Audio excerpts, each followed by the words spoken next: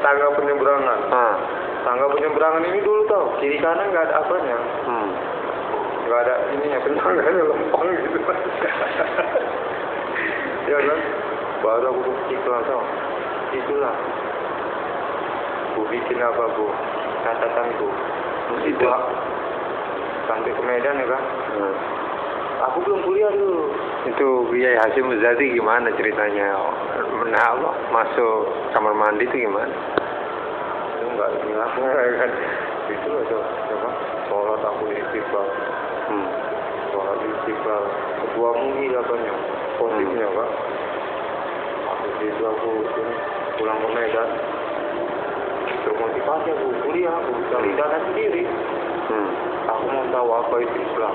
Kuliah fakultas dakwah. Ya kan? Habis itu kuliah aku lagi di Universitas Terbuka. Apa? Ambil ekonomi studi pembangunan. Ya kan? Jadi aku bikin catatan ini itu subhanallah bi asra bi abdihi lailan minal masjidil haram ilal masjidil aqsa. Maksudnya Tuhanku telah memberangkatkanku dari Yerusalem Medan dengan ke Masjid Istiqlal Jakarta. Jadi gimana bentuknya Masjid Yerusalem Medan itu? Jadi Pak, apa? Pak Ben ya kan? Masjid itu masjid jami, masjid kuno, setengah batu, setengah papan. Ya kan?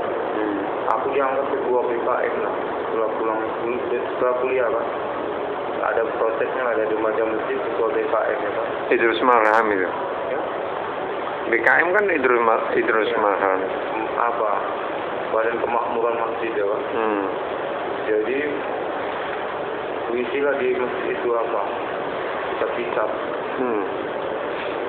Asyabuni, Al-Maruki, Ibn Fasil, dibeli sendiri, dia sendiri. Sahih Bukhari, Sahih Muslim.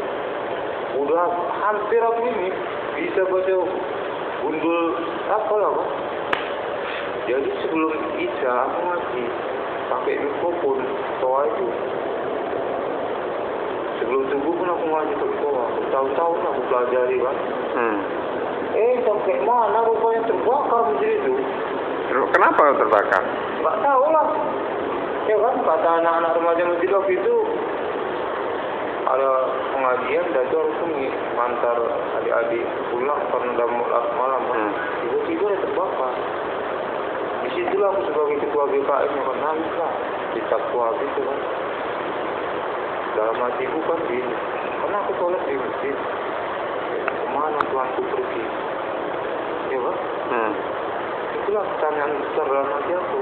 Terus itu Gus Dur waktu jadi presiden mau mendirikan kedutaan Israel di Jakarta gimana ceritanya? Itu kan rame itu. Itulah sebenarnya konsep itu universal. Universal. Bahwasanya manusia itu sama di hadapan Allah. Ya kan? Kalau kita mau apa Nabi Muhammad SAW tadi ibadah itu tidak ada beda antara orang Arab dengan orang Ajam. Ya, berarti orang di Indonesia mengalami diskriminasi tapi karena tidak ada bedanya kata Rasulullah kecuali takwanya, ya kan?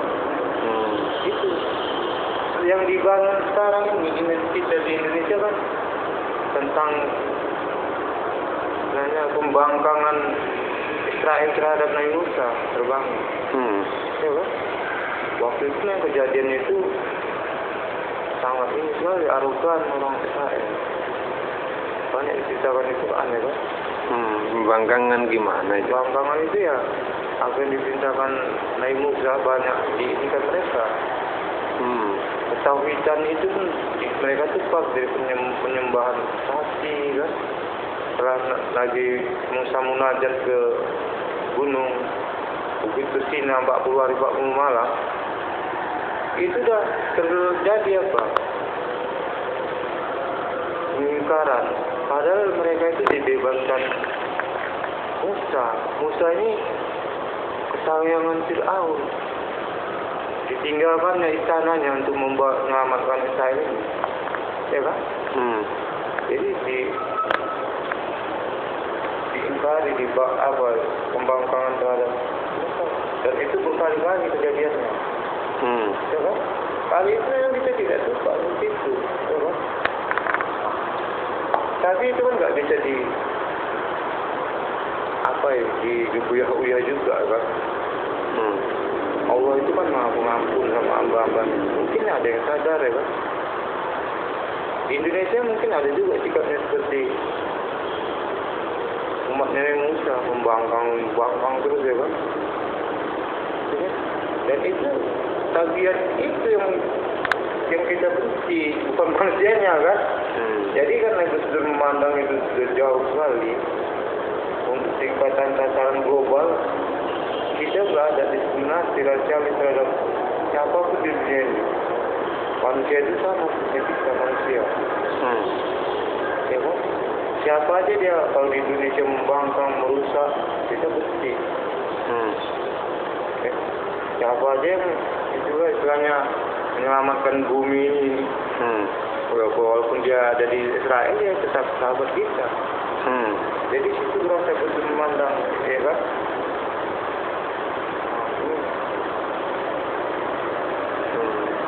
Menurut Kang Moza gimana? Israel itu seperti apa sih? Israel itu ya manusia seperti kita, ya kan? Tapi proses apa itu ya karena terjadi perang dunia pertama, kedua, dan banyaknya orang Israel diintimidasi oleh Nazi waktu itu ya kan? Akhirnya mereka kenapa kok Nazi mengintimidasi Israel? Kenapa ini? Ya artinya ya mungkin Israel ini punya potensi, ya kan? Potensi untuk tampil komposisi yang merebut pengaruh dunia ya kan? Jerman untuk mengelola Eropa, Jepang mengelola Asia. Akhirnya bangsa-bangsa waktu itu koalisi bersekutu menyerang mereka juga kan. Jadi bisa menang itulah mereka mengambil kesempatan untuk sebuah negara di daerah Timur Tengah kan. Dan itu berkembang terus. Nazi sekarang itu kayak apa? Menurut sampean kayak apa Nazi itu? Nazi itu ya itu sikap itu nasionalisme yang berlebihan.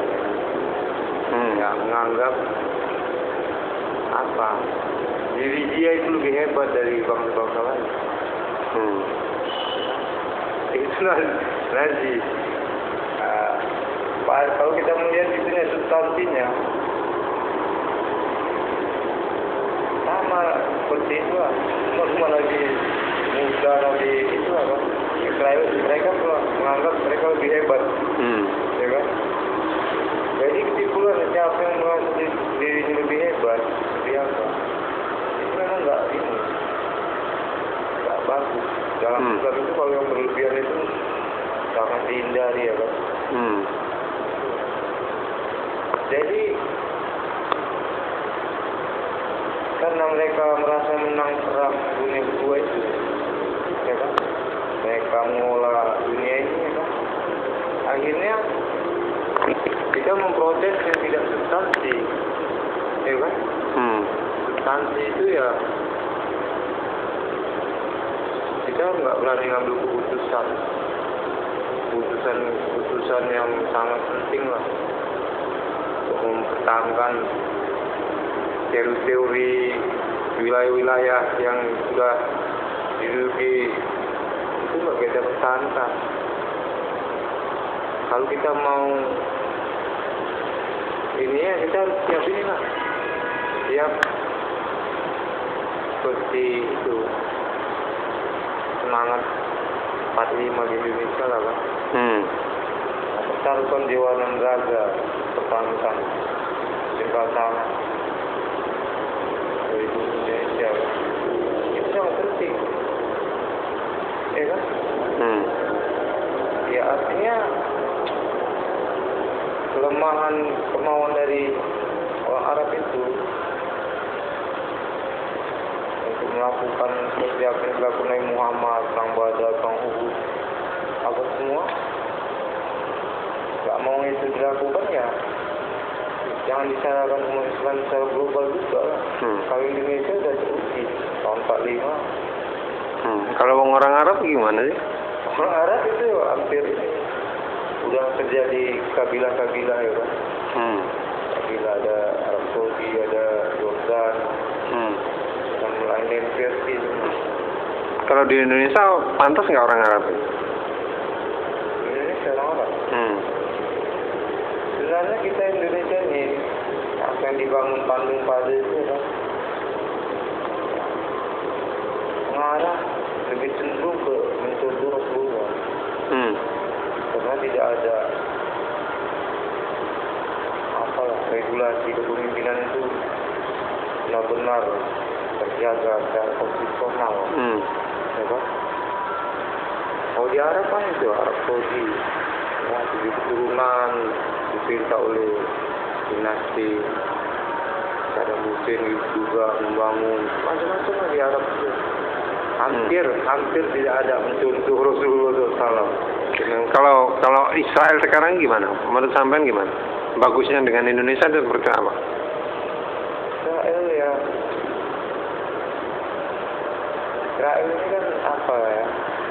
Seperti tadi lah kalau kita ke belakang ya kan waktu perang dunia kedua mereka hampir tidak ada pilihan kecuali sebenarnya menghadapi Jerman ya kan sama Jepang ya kan. Akhirnya mereka terlibat penuh ketika perang dunia kedua selesai, Jerman takluk dengan Jepang. Mereka itulah apa mereka sangat alami memang. Keputusan global itu sangat pengaruh mereka.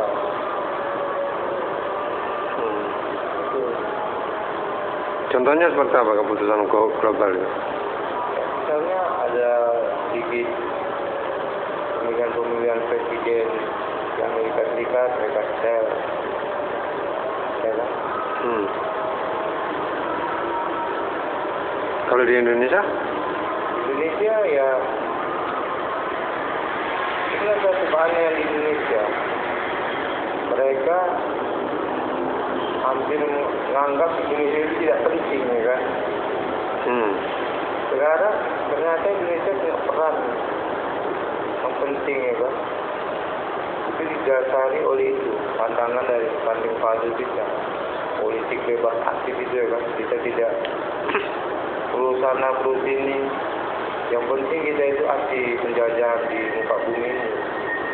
Karena kita sebenarnya menderita berabad-abad dari penjajahan itu.